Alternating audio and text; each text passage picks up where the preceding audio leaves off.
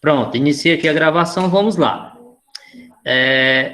A nossa aula de hoje, após aqui já a nossa conversa inicial, gostaria de continuar mostrando um pouco aqui as questões da aula passada, não é o que eu deixei para vocês. É interessante que vocês façam as devolutivas, viu, pessoal? Não esqueçam de fazer as devolutivas, elas valerão a nota do trabalho do quarto período, viu?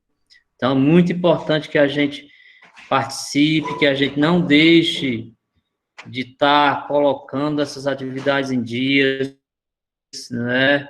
Às vezes, quando chega no quarto período, tem aquele aluno ou aquela aluna que diz, eu já tenho uma nota suficiente para passar de ano, mas é só isso não justifica, não é? Imagina você tem notas boas, e aí na quarta nota, no quarto período, você vai ter uma nota baixa no seu currículo vai ficar manchado por uma nota, certo? Então, não desanime, continue focado, fazendo as atividades, fazendo as devolutivas, para a gente fechar com chave de ouro, tá bom?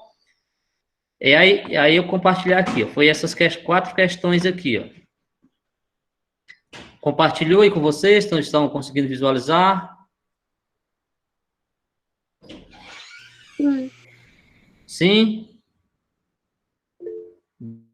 Então, por favor. Sim. Pronto. Ótimo, obrigado.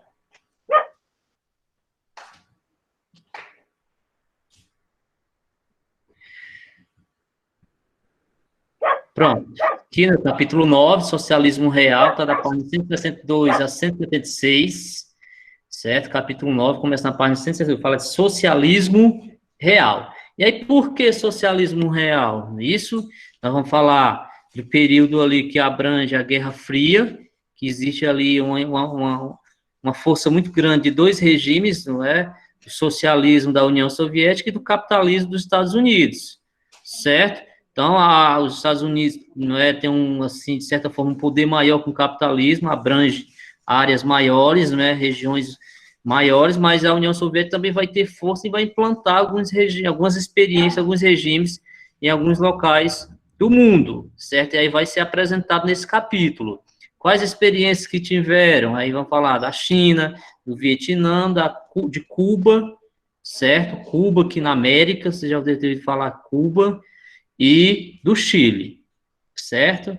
Aí está aqui a orientação de estudo e atividade. Primeira questão, pesquise e descreva a característica do socialismo chinês. Qual é as principais características, gente, do socialismo chinês? O que vocês pesquisaram e descobriram sobre a China aqui?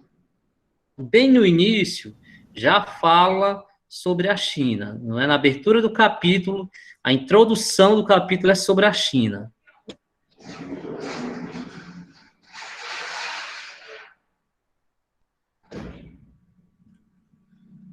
Por favor. Durante o regime, lá o início do regime socialista na China, houve a reforma agrária. Ótimo. O incentivo à produção agrícola também foi bastante presente. Perfeito.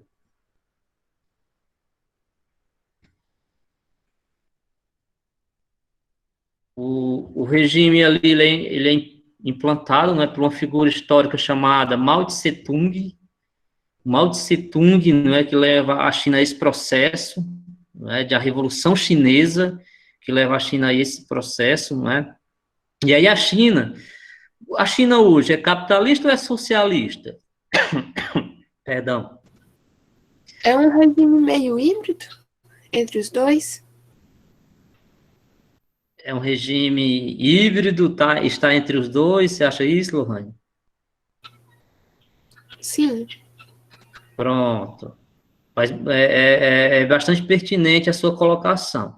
Né? Se vocês, na leitura inicial do capítulo, vocês vão ler que lá falar da China, não é a maior potência econômica do mundo hoje, está ultrapassando os Estados Unidos economicamente, produzindo, não é muito e está, não exportando para o mundo todo, essa que é a grande verdade, a economia chinesa. E aí vão se chamar, hoje os historiadores, né, dizem que a China vai ser chamada de socialismo de mercado. É um socialismo totalmente aberto ao capitalismo, de mercado. Ele chama de socialismo de mercado, de produção. Houve diversas reformas lá na Revolução Chinesa que levaram a China hoje a ser o maior produtor, a maior potência econômica do mundo. E aí vai ser chamado de socialismo de mercado. Colocou aqui outra questão, não é? Então, a principal característica desse mercado, né? A lei da oferta e da procura, a China oferta, eles produz e aí eles abrem para o comércio, né? A procura, então é socialismo de mercado. Aqui na segunda questão, faça um breve resumo sobre a guerra do Vietnã, aí eu vou trazer um material aqui, um slide sobre especificamente a guerra do Vietnã, viu, mais detalhada, a Revolução Cubana, e teve mais uma atividade aqui também na página 175, os itens A, B, C e D sobre a Revolução Cubana. Mas aí eu vou querer mostrar de forma mais detalhada agora, gente, o caso do Vietnã, viu? Que é um caso bastante atípico e de umas guerras assim que quando a gente estuda, a gente vai ficar assim, não é, se perguntando o porquê daquilo. É de umas coisas assim que quando a gente estuda, a gente se sente assim envergonhado. Como é que o ser humano tem que ter capacidade de fazer isso, certo? No caso dos Estados Unidos, com o Vietnã, uma das guerras mais vergonhosas que ocorreu na história até hoje, não é? Pelos crimes cometidos contra o povo do Vietnã pelos Estados Unidos, certo? Então, gostaria de me apegar aqui ao capítulo, não é? Se a gente for detalhar tudo, China, Cuba, Vietnã e Chile, a gente vai passar 2 horas aqui. Então, vou pegar só Vietnã e vou sugerir, não é? Vou sugerir aqui aos demais que vocês façam um estudo em casa, tá bom? Pode ser assim, combinado? Sim, pode sim. Pois vamos lá. Gils, você acha esse assunto da guerra do Vietnã bem recorrente nos vestibulares? Sim, é um assunto muito pertinente e é preciso que sempre se contextualize, não é? Você passa a contextualizar, ele pode estar, não pode vir diretamente só o Vietnã, mas contextualizando com a Guerra Fria, não é? Com essa momento ali, com essas disputas ideológicas que ocorreram nesse período, que foi um período longo, não é? Ali praticamente meio século, 1945 até 1991 houve esses diversos conflitos. Então, é pertinente, né, a gente conhecer se cair algo relacionado, não é, esse período de Guerra Fria, você precisa compreender todos esses processos históricos ocorridos nesse período, e um desses processos é a Guerra do Vietnã. Então, vamos apresentar aqui para vocês, tela inteira, compartilhar, Guerra do Vietnã. Apareceu aí o slide? Guerra. Sim. Pronto, vamos lá. É preciso a gente compreenda logo, não é, onde é que está localizado o Vietnã. Vocês já ouviram falar desse país, esse local no mundo, Vietnã? Alguém já ouviu falar? Sabe dizer onde é que está localizado? Localização. Eu imagino que seja ali pelo continente asiático, mais ou menos. Perfeito. É na Ásia, está localizado no continente asiático. Exatamente, viu, Luhânia? Na Ásia. E aí a Ásia, historicamente, ela foi vítima de quê? Do processo, assim como a América, a Ásia, né, foi vítima do quê? Do processo de colonização. Toda a África, ou a África, a Ásia e a América foram colonizados por quem? Pelos europeus. Aí vamos aqui. Contexto histórico. O Vietnã havia sido colônia francesa e no final da Guerra da Indochina, 46 a 54, foi dividido em 2 países. Certo? Em 54, após a Guerra da Indochina, foi dividido em 2 países. Vietnã do Norte, socialista, Vietnã do Sul, capitalista. Assim como foi dividido a Alemanha na Guerra Fria, né? A Alemanha foi dividida em 2, a Alemanha, né, socialista, a Alemanha capitalista, a Alemanha ocidental, a Alemanha oriental, o Muro de Berlim que dividiu, a Coreia, não é, que foi dividida em 2, Coreia do Norte, Coreia do Sul, ainda hoje é assim, E aqui também, no Vietnã, o Vietnã foi dividido em dois: socialista e capitalista, norte e sul. Vamos adiante. Duração da guerra. Opa, deixa eu voltar aqui. A Guerra do Vietnã foi o mais longo conflito militar que ocorreu depois da Segunda Guerra Mundial. Essa guerra estendeu entre os anos de 1955 e 30 de abril de 1975, de 55 a 75. A guerra durou quase 20 anos. Por que que ocorreu a guerra? Qual é o contexto aí? É o contexto ideológico, não é, de capitalismo e de socialismo, de Vietnã do Norte e Vietnã do Sul. O capitalista aqui, voltando, o Vietnã do Sul capitalista, financiado por quem? Pelos Estados Unidos. O Vietnã do Norte socialista, financiado por quem? Pela União Soviética. Localização geográfica, aqui que eu falei para vocês, tem lá no livro e está aqui também no slide. As batalhas ocorreram no território do Vietnã. Aqui, ó. Veja aqui, vamos localizar aqui localizar aqui o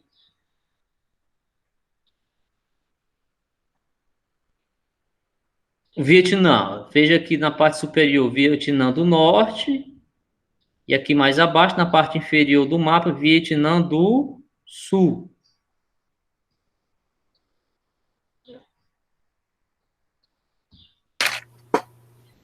Certo? São dois Vietnã. Vietnã do Norte e Vietnã do Sul. As batalhas ocorreram no território do Vietnã do Norte, Vietnã do Sul, Laos e Camboja. Vamos seguindo, adiante. Motivo da guerra. Por que da guerra do Vietnã? Foi um dos períodos das guerras mais longas da Guerra Fria, após a Segunda Guerra Mundial. A relação entre os dois Vietnãs, em função das divergências políticas e ideológicas, era tensa no final da década de 1950. Em 1959, os Vietcongs, os guerrilheiros comunistas, com o apoio de Ho Chi Minh e dos soviéticos, atacaram uma base norte-americana do Vietnã do Sul. Esse fato deu início à guerra. Certo? E aí tem início a guerra. Países envolvidos. A guerra colocou em confronto, de um lado, a República do Vietnã, Vietnã do Sul, e os Estados Unidos, com participação efetiva, porém secundária da Coreia do Sul, da Austrália e da Nova Zelândia, que são os países capitalistas, certo? E de outro, Vietnã do Norte, a FNL, Frente Nacional da Libertação, e do Exército Vietcong. A China, socialista, vai apoiar o Vietnã socialista, a Coreia do Norte, e principalmente a União Soviética. Prestaram apoio logístico ao Vietnã do Norte, mas não se envolveram efetivamente no conflito. Acho que tem alguém aqui tentando entrar. A Maria de Fátima da Souza Luiz. Seja bem-vinda, Fátima. Certo? Então, de um lado aqui tá os países socialistas e outros países capitalistas, né, apoiando aqui o conflito da guerra do Vietnã.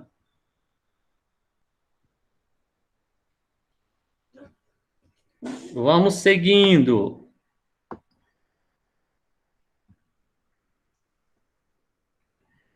Um problemazinho aqui. Aqui são imagens da guerra. E aí os Estados Unidos financiam, não é, toda aqui a guerra do Vietnã, o Vietnã do Sul, os aviões bombardeando a parte do norte, ó. Vejam na imagem.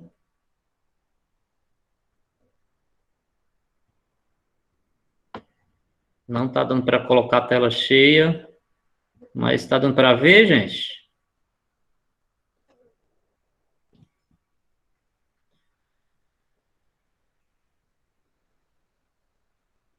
Pronto, voltou aqui tela cheia. Deixa eu ir lá para a gente, onde a gente parou aqui, os ataques, ó. Helicópteros do exército americano atirando contra soldados do Vietcong. Ó, os Estados Unidos vai enviar, não é, o exército, o avião. Vamos ver mais para frente aqui outras coisas, vocês vão ficar assim, não é? Chocados. Consequências sociais. A Guerra do Vietnã foi responsável pela morte de 2 milhões de vietnamitas, 2 milhões de pessoas mortas, 3 milhões de feridos e inválidos, e centenas de milhares de crianças órfãs, além dos 12 milhões de refugiados. O Agente Laranja, lançado pelos Estados Unidos de 1962 a 1971, foi usado para desalojar os guerrilheiros das matas, destruiu terras e florestas que não serviram mais para o cultivo da lavoura. Rios e lagos foram envenenados, matando milhares de pessoas. Se vocês lerem no livro e pesquisarem, os Estados Unidos vai atacar cruelmente a parte norte, que é socialista. Os aviões... Esse agente laranja foi uma das armas químicas, isso, né? e aí o que choca, né, foi o uso de arma química contra civis, né? Os soldados vietnamitas, né, chamados Vietcongs, não é, atacavam a tática de ficar nas florestas e atacavam de surpresa. E aí os Estados Unidos, não é, para atacar esses soldados que estavam nas florestas, para usar esse agente laranja, certo? Nas florestas, não é, sobrevoar de helicópteros, aviões e jogar o agente laranja, que é uma arma química, que tanto mata os seres humanos quanto destrói a floresta. Ainda hoje, no Vietnã, os rios, os lagos, certo? O próprio solo é impróprio, né, para o plantio, as águas, os rios, os lagos ainda hoje estão contaminados em virtude dessas armas químicas, esse agente laranja usado pelos Estados Unidos na Guerra do Vietnã, certo? Inclusive era proibido, né, o uso de armas químicas dessa natureza, mas vai ser usado pelos Estados Unidos, o agente laranja. E aqui as imagens, não é? As imagens.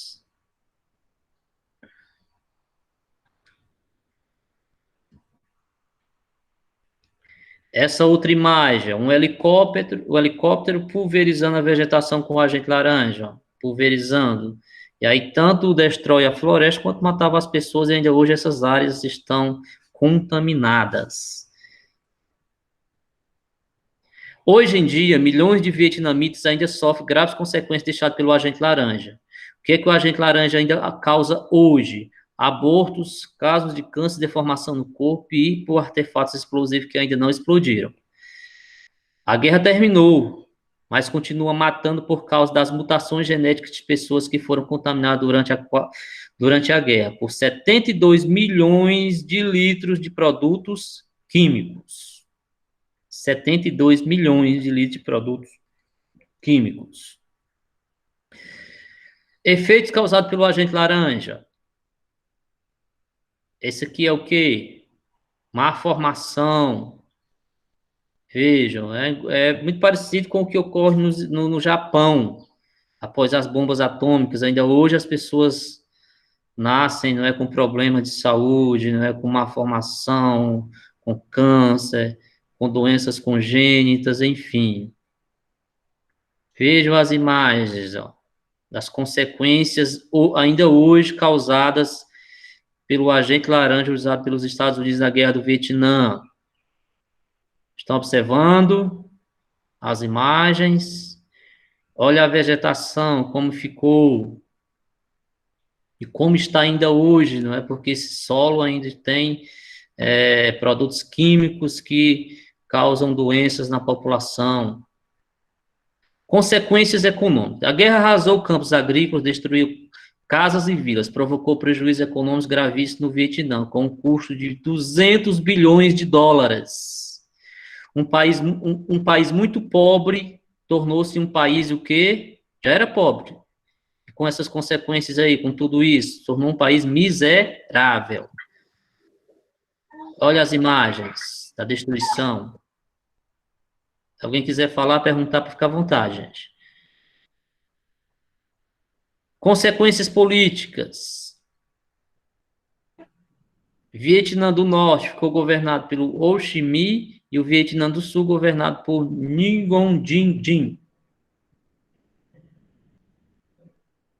Participação da ONU. O Conselho de Segurança da ONU nem sempre cumpriu seu objetivo, que é levar a paz, não é? Após a Segunda Guerra Mundial, a ONU é criada com o objetivo de levar a paz, não é, ao mundo. e fazer com que não tivesse mais conflitos, guerras. Em 1963, por exemplo, a ONU não conseguiu evitar que os Estados Unidos intervissem na Guerra do Vietnã. A ONU não vai cumprir seu papel, né, que é de intervir nesses conflitos. Um bombardeio norte-americano bombardeando a cidade do Vietnã do Norte em dezembro de 1972, olha aí, bombardeio. Fim da guerra. E aí, quem é que vai ser vitorioso? Preste atenção para essa parte, que é importante.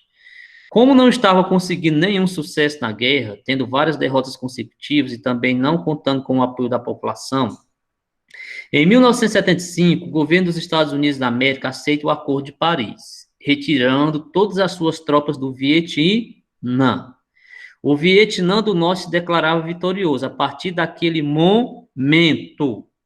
Em 2 de julho de 1976, o Vietnã foi reunificado sob o regime comunista aliado à União Soviética. Então, o que acontece aqui no final, né? O fim da guerra, o final da guerra.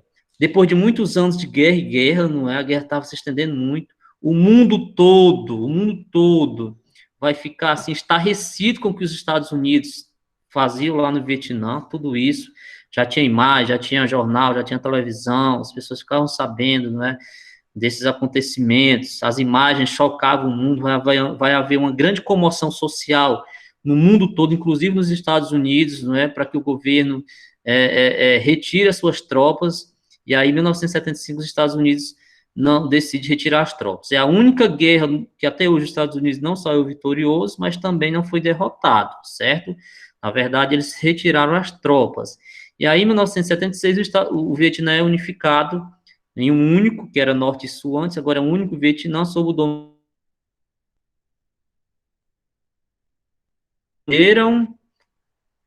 Conclusão, para a gente encerrar. Nós entendemos que a Guerra do Vietnã ocorreu por causa das divergências políticas e ideológicas. A mesma durou quase 20 anos. Nesse período, o Vietnã foi dividido em dois, socialista e capitalista. A guerra provocou várias consequências sociais, políticas e econômicas. Quando os Estados Unidos aceitou o Acordo de Paris, o Vietnã do Norte se declarou vitorioso e foi reunificado sob o regime comunista e formou a República Socialista do Vietnã.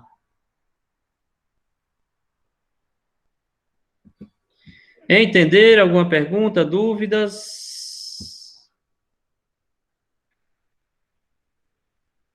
Não, Gilson, nenhuma. Pronto. Ótimo.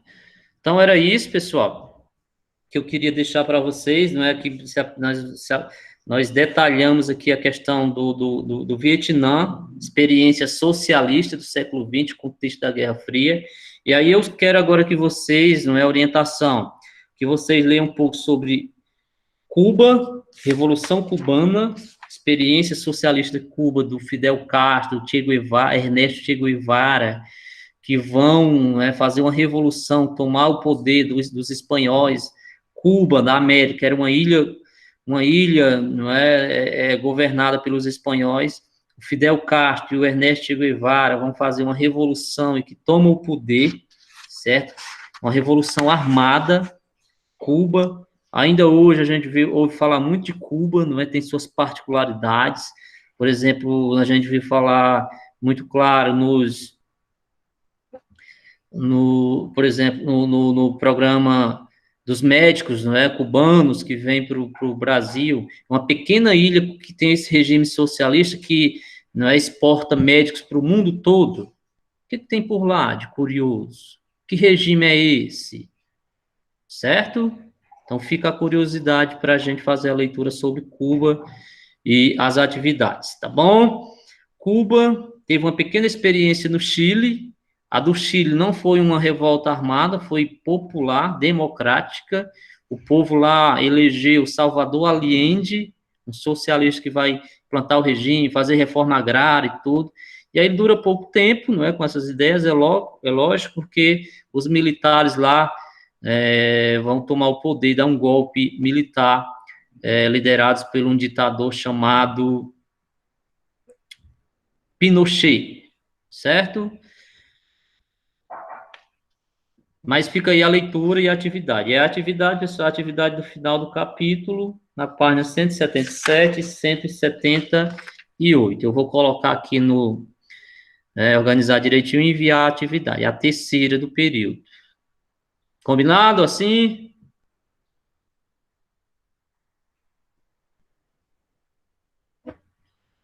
Pronto, pessoal. Então, era isso para hoje. A gente não vai se estender muito, não é porque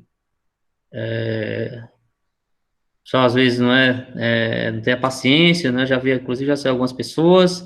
Mas fica o convite, né, para as nossas próximas aulas, pessoal que vai ver agora a gravação depois, não deixe de participar no dia da aula, pessoal, não vamos desistir. Nós estamos aí prestes a chegar ao Enem, que é o Exame Nacional do Ensino Médio, em janeiro, certo? Quem parou pelo caminho ficou para trás. Todo mundo está vivendo esse período, né, difícil de pandemia. Não é só você, não é só na nossa escola, não é só no Ceará, não é só no Brasil, é no mundo todo. E aí, nós temos que enfrentar da melhor forma possível. O que nós estamos podendo fazer hoje? Essas aulas dessa forma. Então, nós devemos seguir. E aí, o mundo é uma corrida, não é? Lá fora, o mercado, as oportunidades, o ensino superior. Aqueles alunos que não estão estudando, que ficaram, que desistiram, ficaram para trás. E você que está estudando, que está seguindo, você está, não é, se preparando, tenha certeza que você vai colher os frutos. Pode ter certeza disso. Tá bom? Então, vamos estudar, estou disponível para qualquer dúvida, viu, pessoal? Qualquer dúvida sobre questão de vestibular, sobre os assuntos aqui, né, relacionados à nossa área de humanas, pode ficar à vontade para tirar as dúvidas, ok? Então, era isso. Um grande abraço a todos. Façam as atividades, as leituras, sigam as orientações. E até a próxima. Tchau, tchau, gente. Um abraço.